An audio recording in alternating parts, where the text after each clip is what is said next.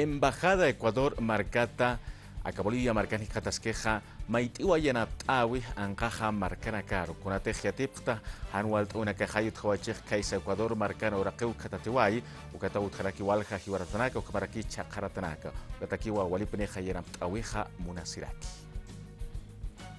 Es una situación muy lamentable que está viviendo nuestro país.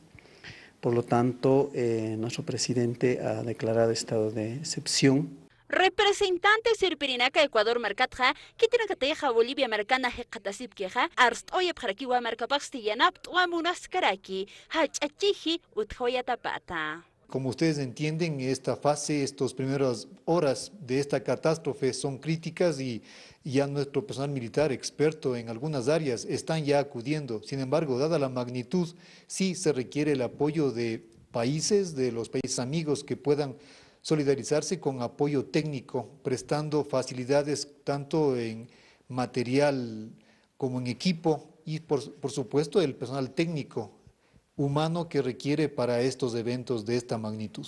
Anchit kamasti ya tío inakar jamaja y atexirakiwa. Papataka hilpaya marcachirinakawa terremoto oraka katatiwin vieja ainast atapharaki. Ukamarusa hiwarata marcachirinakatja hanira wa yatexkarakiti Ecuador, chiji lurasi winakatja. Pero sí tenemos hasta este momento que ya sobrepasa de los 233 fallecidos.